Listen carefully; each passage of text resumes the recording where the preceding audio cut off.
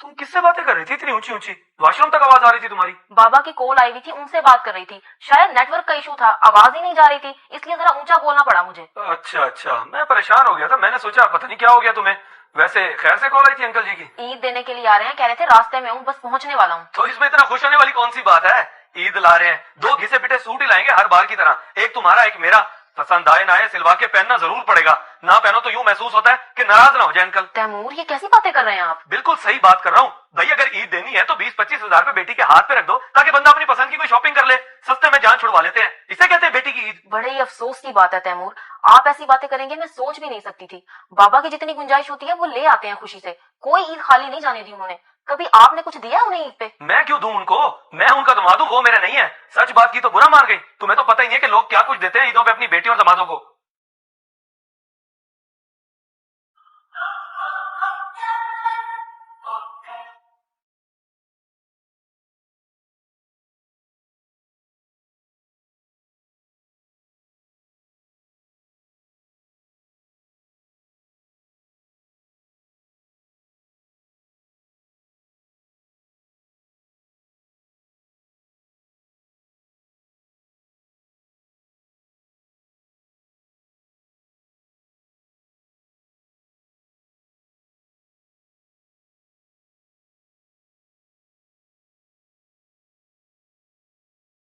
उस्मान भाई, ये दो सूट जो थोड़ी देर पहले मैं आपसे दे गया था वापस करने हैं। सूट वापस करने?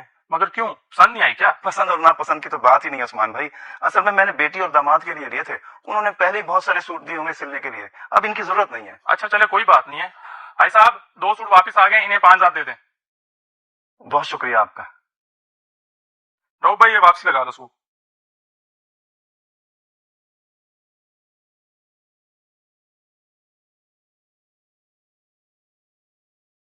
5,000 ये है और 2-3 हजार मेरी जेब में होंगे।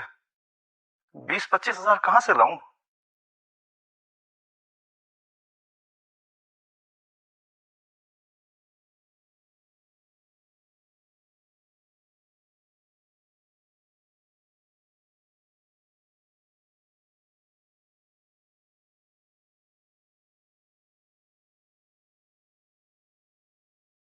कॉल क्यों नहीं लग रही बाबा को?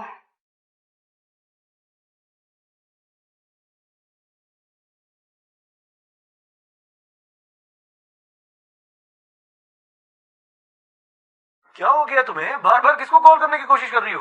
बाबा को और किसको, पता नहीं उनका व्हाट्सएप क्यों बंद जा रहा है। कॉलिंग आ रहा है, रिंगिंग हो ही नहीं रहा। एक तो बुजुर्ग है, ऊपर से बाइक पे होते हैं, अल्लाह खैर ही करे, मुझे तो बहुत डर लग रहा है। ओ भाई, कुछ फजूल सोचने की जरूरत नहीं है। तुम्हें तो पता है कि उन्हें फ्लाई काम करने का कितना शौक है। कोई मिल गया होगा रास्ते में तो चल पड़े होंगे उसके साथ।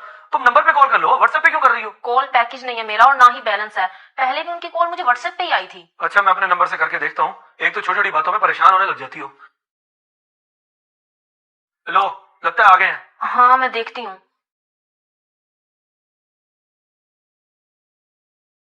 बाबा, आप तो कह रहे थे आप पहुंचने वाले हैं और अब आप 2-3 घंटे बाद आ रहे हैं। बेटी, मैं आ तो तुम्हारी तरफ ही रहा था, बस वो रास्ते में एक जरूरी काम पड़ गया, मैंने सोचा पहले वो करता चलूं। अच्छा, अब अंदर तो चलो। कमाल करते हैं बाबा आप भी। मैं इतनी परेशान हो गई थी कि अल्लाह खैर करे, इतनी देर कैसे हो गई।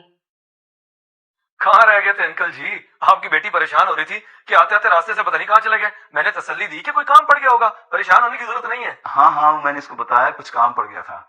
अच्छा बेटी, इस दफा मैंने तुम लोगों के लिए ना कपड़े नहीं खरीदे। नहीं लिए? लेकिन आप तो कह रहे थे ईद देने आ रहे हैं। बिल्कुल, मैंने कहा था ये 22,000 रुपए हैं, तुम दोनों मियाँ बीवी जाके बाजार से अपनी पसंद के कपड़े खरीद लेना। क्यों तैमूर बेटा, ठीक है ना? जी जी अंकल, सही है। वैसे इसकी कोई जरूरत तो नहीं थी, लेकिन जैसे आपको बेहतर लगे। मैं क्या कह सकता हूँ? इतने ज्यादा पैसे देने की जरूरत नहीं है बाबा, हमारे पास अल्लाह का दिया हुआ सब कुछ है, आपके पैसे रखें अपने पास। बेटा, मैं अपनी खुशी से दे रहा हूँ, मैं अकेला बंदा, न मेरी बीवी न कोई और औलाद, तुम दोनों के अलावा मेरा है कौन? ये रखो, अगर और चाहिए तो मुझे बता देना। बाबा, आपने अपने लिए भी कपड़े जूते लिए हैं कि नहीं? दर्जी को 2 सूट दिए हुए हैं, परसों वो दे देगा सी के। जूता भी आज शाम ले आऊंगा। हेलो सलीम भाई, मैं बेटी की तरफ आया हूँ, बस निकलने वाला हूँ, 10 मिनट तक आपके पास पहुंच जाऊंगा। जी जी, मैं आया। बाबा, आपका बड़ा मोबाइल कहाँ गया और ये बटनों वाला कब ले लिया? बेटा, मैंने सिर्फ कॉल करनी और सुननी होती है, इसलिए वो बेच के ये ले लिया है। अच्छा, मैं चलता हूँ, सलीम साहब मेरा इंतजार कर रहे हैं, सुई देश के दफ्तर जाना उनके साथ। ठीक है तैमूर बेटा, अल्लाह हाफिज। अल्लाह हाफिज। तुमने कोई बात की अंकल को? नहीं, मैं क्यों करूंगी कोई बात? भला वो बात भी बाबा से करने वाली थी। तो फिर जो मैंने कहा वो अंकल ने कैसे सोच लिया? 22,000 दे गए हैं और साथ में ये भी कह गए कि अपनी पसंद के कपड़े ले लेना। बड़ी हैरानी की बात है। आप हैरान हो रहे हैं और मैं परेशान। मुझे तो लगता है बाबा ने इसीलिए अपना मोबाइल बेचा है।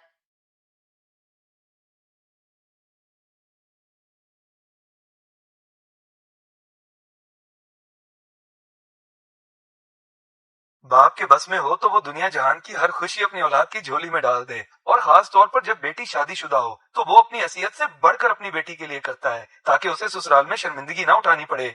सच तो ये है कि बाप की कुर्बानी की कीमत कोई भी अदा नहीं कर सकता।